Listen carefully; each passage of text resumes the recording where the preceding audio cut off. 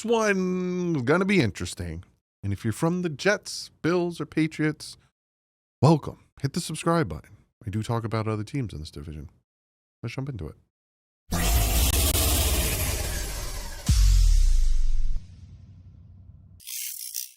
What is up? AFC East. It's just not Dolphin fans. I'm hoping some Patriot fans, some Jet fans, some Bill fans, they click on this and they're like, what is this MFer gonna say?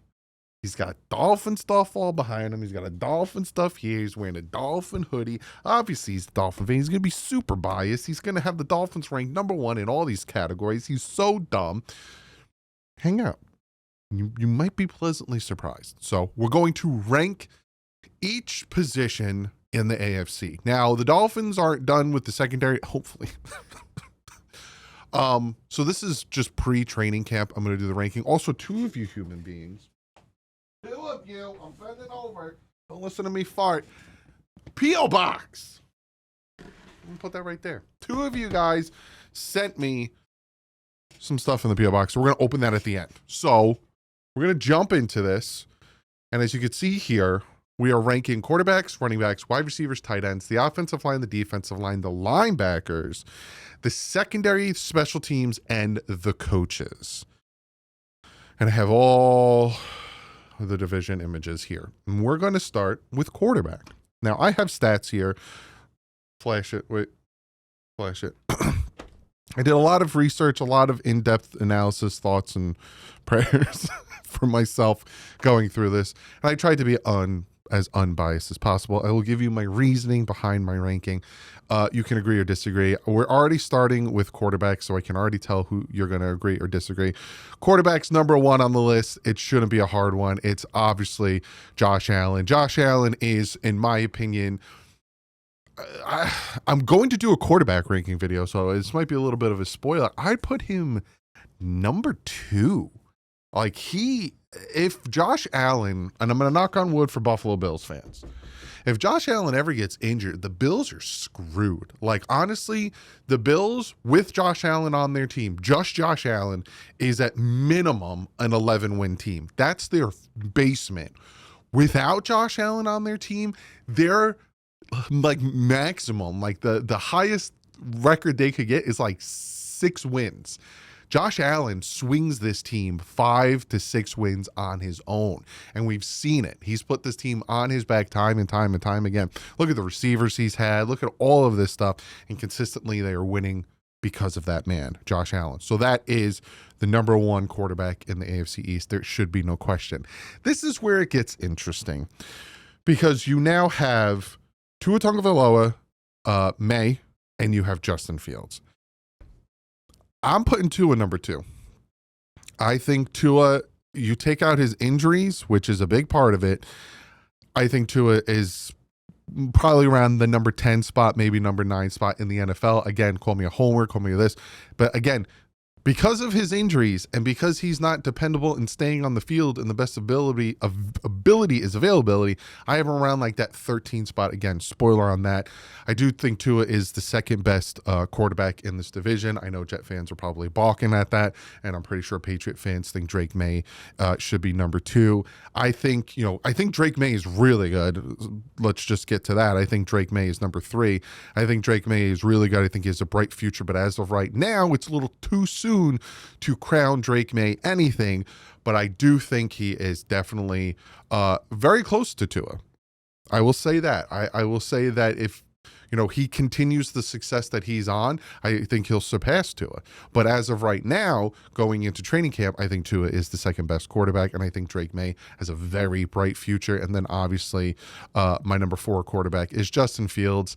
Not saying he's a bad quarterback, but this is his 3rd team in 3 years. If he was as good as a lot of people, especially the Jet organization and Jet fans think he was, the Steelers would have kept him. A lot of people look at the wins that the Steelers had with him and say like, oh, he had so many, his win record was this. When you honestly look at it, and, you know, he uses his legs fantastically, but his throwing's not great. Can he get better at that? Of course. Look at Josh Allen, not knocking him, but his accuracy was garbage the first few years. And now, again, he's a number 2 quarterback in the NFL, in my opinion. So to me, this is my quarterback ranking. I have Josh Allen, Tua, Drake May, and Justin Fields. I expect some Dolphin fans to even disagree with this because, again, some Dolphin fans hate Tua. But I think it's kind of fair. And I think, you know, the 2 and 3, you know, depending on how this year go, can flip. You know, if Tua doesn't stay healthy, easily could flip and Drake May can be the number 2. It all depends on Tua's health and if he can just get over that hump. But obviously, no question here is Josh Allen's number 1. Now with the running backs. Now what I did with the running backs is you have your 1-2 punch, and then I took your number 1 running back and the production last year, and I kind of went off that a little bit, right? So my number 1 running back group is the Buffalo Bills. And you might be asking yourself, Doug, you're a Dolphins fan. Wouldn't you put Achane number 1? Well, I have Achane number 2 in the Miami Dolphins running back room. And this is what I did, right? I took Dalvin Cook. Nope. Dalvin Cook's his brother. I'm just going to call him Cook. I honestly forgot his name. I took his numbers. He had 1,281 rushing yards and 322 receiving yards, giving him a total yardage of 1,603 yards.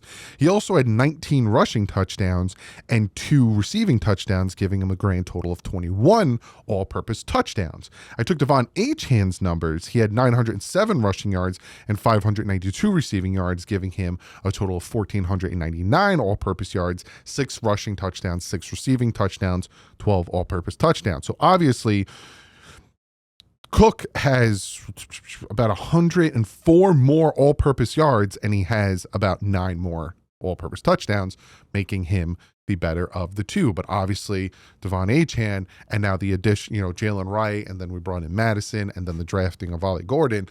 I do think the Miami Dolphins have the second best running back group, but obviously Buffalo Bills have that. And you can also throw Josh Allen in there as a potential running back.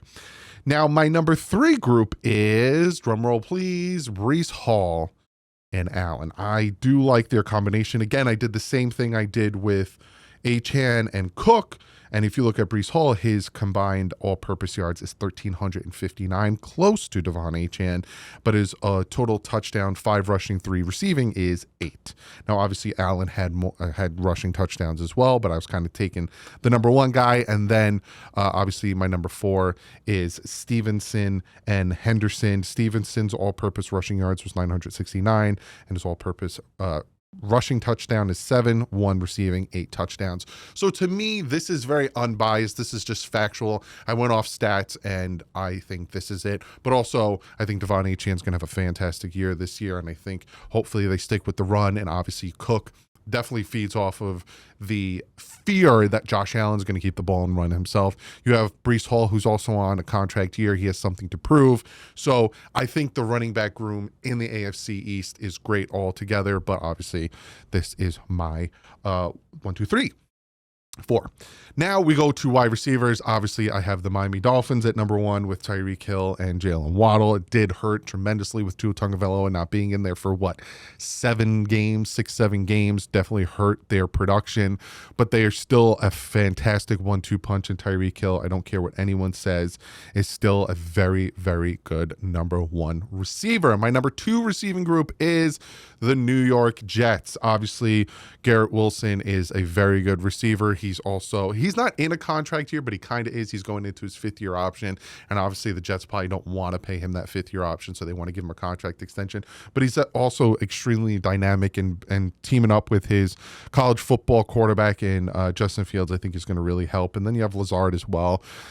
I don't know how I feel about Lazard, and that's why I have him at number 2. If they had a better number 2, it'd be a fight for number 1, but I think Waddle and Hill, that combination, is why the Dolphins are 1, and Wilson and Lazard are number 2. My number 3 is the Buffalo Bills. Obviously, Coleman, he had a rough rookie year, but I do expect him to get better. It's hard. There's certain positions it's hard to make that transition. Corner's one of them, and I think wide receiver is as well. It's not that easy going going from college to the NFL. I think Coleman will have a nice second year, but also you have Shakir, who also had a very good year as well. And then obviously you can tell who my number 4 is, and that is Diggs and Douglas. I think Stephon Diggs is going to be a nice addition and is definitely going to help out Drake May. But honestly, he's up there in age. He's dealing with injuries. His year with the Texans wasn't great with the injuries. So there is that.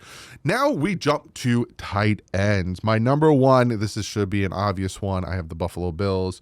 It's a 1-2 punch with Knox and Kincaid. It's a very, very good tight end group. My number 2 is the New York Jets. I love Mason Taylor. I wanted the Dolphins to draft him. Jason Taylor's son. He's the genes of Jason Taylor and Zach Thomas in him. Why is he a Jet? Just breaks my heart when he's got Dolphin blood running through him. But I think he's going to be a very good addition, and we've already heard good things coming out of minicamp and OTAs. My number 3 is Hunter Henry of the New England Patriots. And my number 4 is Darren Waller. We don't know what he's going to be. And once Jonnu Smith was traded, the Dolphins went from 1 to 4. Because with Jonnu Smith there, they're 1. I think Jonnu Smith in that offense, I think it's better than Kincaid and Knox. But now Jonnu Smith's gone. We don't know what Darren Waller is going to do. We don't know what he's going to be after not playing football for a year. Big fat question mark puts him at 4. That is my tight end lineup. Now we get to offensive line. Now, what I did with offensive line is I looked at multiple sources to try to get a grading on how multiple people, PFF and all these other guys, grade the offensive lines for these 4 teams. And so what I did was I took a consensus of grades and rankings, and that's where I got my answer from, because offensive line could be very subjective, and I wanted to be very even and fair with the offensive line. So my number 1 offensive line group is the Buffalo Bills. Some of them had a ranked as high as 9. Some of them had ranked as high as 12. Obviously, it is a very good offensive line group. It does help having Josh Allen as your quarterback. That meaning you're going to hit that man and he's not going to get sacked, or he's going to shred a sacks and evade pressure and give himself more time to develop plays. So, that does help the offensive line a little bit. They don't have to hold their blocks as long because there's the fear of him taking off. So a lot of times opposing defensive lines worry more about containing him than getting pressure on him. So I have the offensive line of the Buffalo Bills at number 1. My number 2, and this one surprised me a little bit, the New York Jets. New York Jets in some instances had as high as 14th ranked and some 17th ranked. They have the Jets up there. Now, I will say this about the New York Jets offensive line time and time again. Like last year, I remember they added the 2 pieces in Morgan Moses, and I don't remember the left tackle. He was with the Dallas Cowboys. Comment below, Jet fans, I apologize. And Jet fans thought it was going to be very good for them, and I was like, I don't know. One of them's really old, and the other one's coming off a big injury. I don't know if your offensive line is going to be as good as you think, and it wasn't. But the additions that they have now, some people think it's good. So I'm going to go off of some more of the experts than my own eyes. But Jet fans, pray that your offensive line can hold together. Obviously, number 3 is the New England Patriots. Some people had them at 22. Some people had them at 27, and obviously dead last is the Miami Dolphins. Some have them at 26 and 28.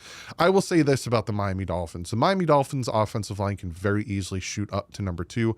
I don't think they'll be the best in the division. I think Buffalo does have the best offensive line in the division, but I think if James Daniels can show that his Achilles fine, Austin Jackson can show that, if Jonah can show why he was the second round pick and we traded up for him, and if Patrick Paul can show why we took him in the second round last year's draft, and then Brewer continues his thing, the Dolphins offensive line could be very good. But as of right now, it's big fat question marks all over that offensive line. They are number 4. Now we go to the defensive line.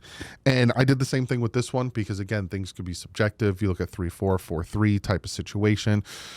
So I went and I got a bunch of different rankings, put them together, and I'll give you my thoughts and opinions as well. Number one, this one should be a big fat question mark. It is the Buffalo Bills. Some people had them as number one ranked defensive line.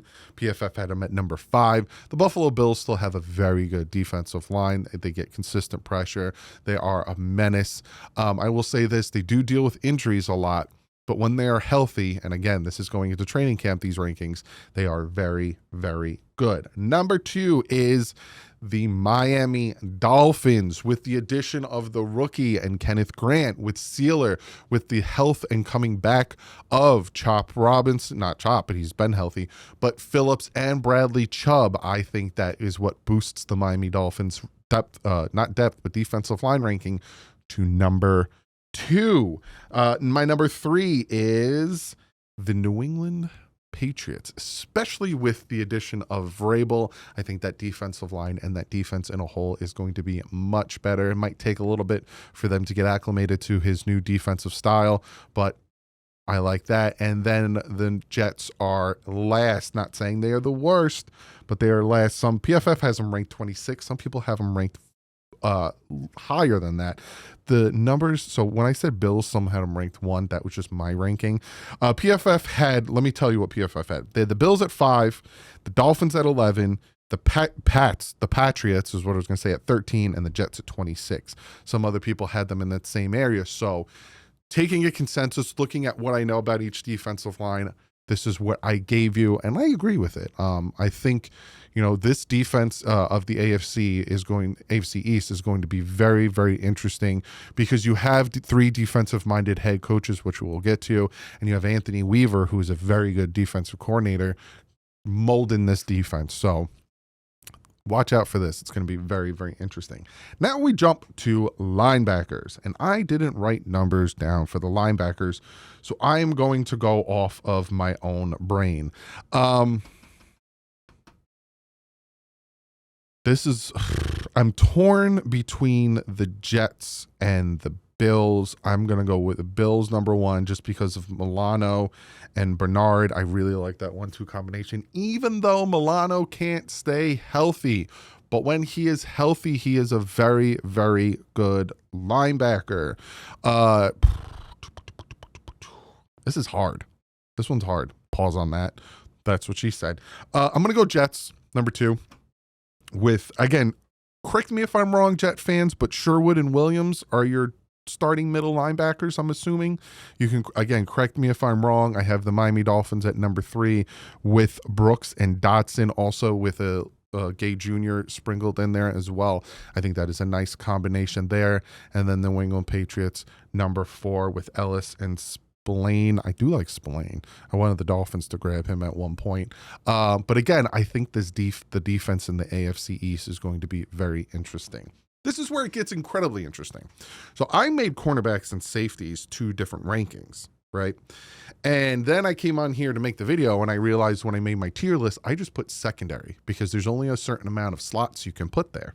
So what I had to do is I had to take my ranking for the cornerbacks and my rankings for the secondary and safeties and put them together and divide them and try to get some type of number. And this is what I got. So my number 1 is very intriguing. It's hard for me to decide, but I'm going with the New England Patriots. And what it comes down to is I like Gonzalez a little bit better than Sauce Gardner. When it comes to secondaries, I have Gonzalez and Davis as the number 1 cornerback group, and their safety group, I have them at number 3 with Peppers and Duggar. So that combination there, I have them at an average of 2 between the 2. And then with the Jets, I have Sauce and Stevens at number 2, and I have Adams and Cisco at number 2, which gives you an average of 2.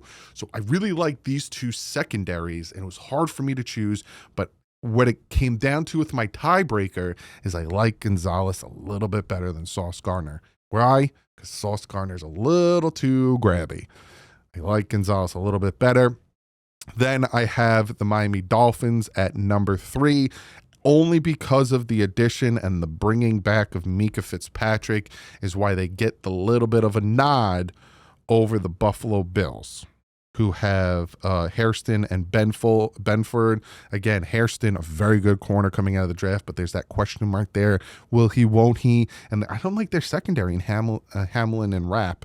I could be wrong there, but, you know, if they didn't have a rookie at corner, I would put the Bills at number 3. But the addition of Mika Fitzpatrick is why I have the Dolphins at number 3 instead of number 4. Now we get to special teams, and the way I did this is I looked at the field goal kickers. And my number 1 is the Miami Dolphins. You look at Sanders, he had a 92.9 field goal percentage, whereas Bass had an 85.7. Outside of that, the punting, I like Stonehouse Edition. Again, Bailey's still on the team. I don't know why, but I think the Stonehouse Edition is a little bit better. And I think you guys on the Buffalo Bills, again, correct me if I'm wrong, have a rookie punter in Camarda. Again, correct me if I'm wrong.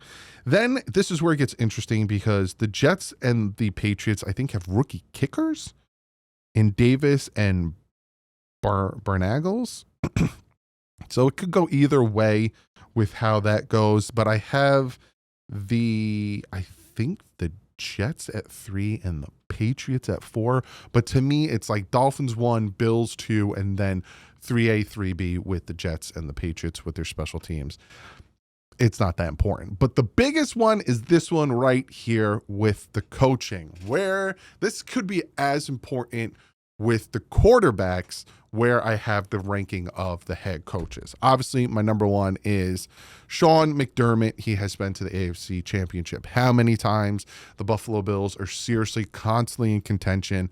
I will say this, and it is the same narrative that the AFC East has had to deal with Tom Brady.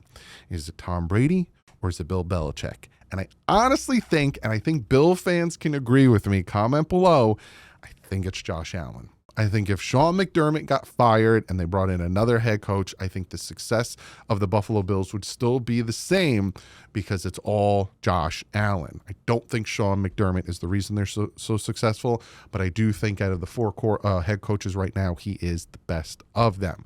My number 2 head coach, number 2, Mike Vrabel. Mike Vrabel has already been to the AFC Championship. Mike Vrabel has already coached a successful franchise with the New England Patriots, and him going back to New England, I wanted the Dolphins to get Vrabel, but they didn't fire Mike McDaniel. I have Mike Vrabel at number 2. I think he's a fantastic head coach, and I think with the new addition, with the change of scenery, I think he's going to do very well with the New England Patriots. My number 3 is Mike McDaniel. Yes, he had a bad year last year, and it's all the friendly this, friendly that situation. But he still is a very good offensive-minded coach. He just has to work on some things. And obviously, my last one is Aaron Glenn. I don't know what he can do yet. He is a first-time head coach, so we'll see. And that's the only reason I got him at number 4 is the big fat question mark. But comment below, AFC East. What's your thoughts on my rankings? If you can tell, I have the Buffalo Bills first 1, 2, 3, 4, 5, 6, 7 times. I have the Dolphins first twice. I have the Patriots first once. Outside of that, it's the Buffalo's division to lose. And then at number 2, I have the Jets 1, 2, 3, 4, 5 times. I have Miami 3, and I have 1, 2 here.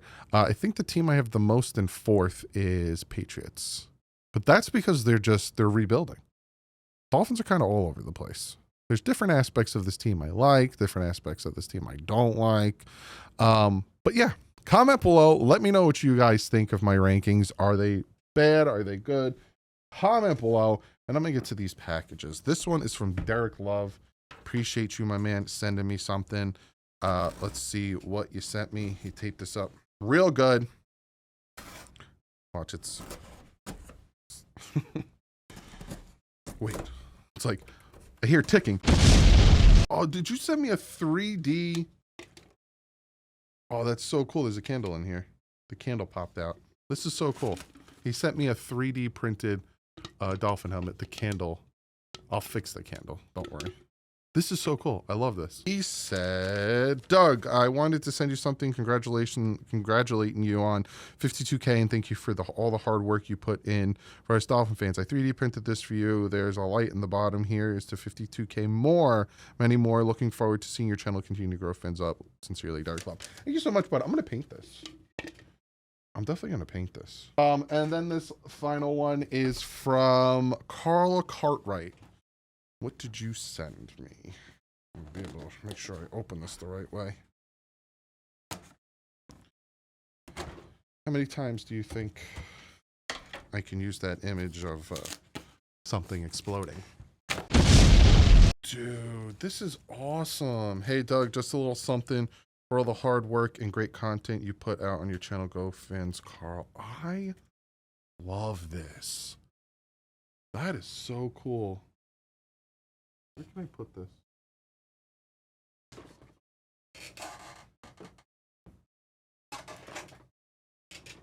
That's awesome. Thank you so much for that. If you want to send me anything, the P.O. Box is linked in the description. Don't feel like you need to. If you want to send me a letter or whatever, P.O. Box is linked in the description. I'll see you tomorrow. We're going to be talking linebackers on the camp position battles. And then next week on Tuesday, the rookies report for camp. And then the following week, the vets and training camp starts. But other than that, AFC East, I hope you enjoyed this. I hope I was as unbiased as I possibly could. Comment below. And again, subscribe. I will be talking about the whole division. I obviously am a Dolphin fan, but I talk about everyone, especially when we play each other. But like usual, stay classy. Evans out.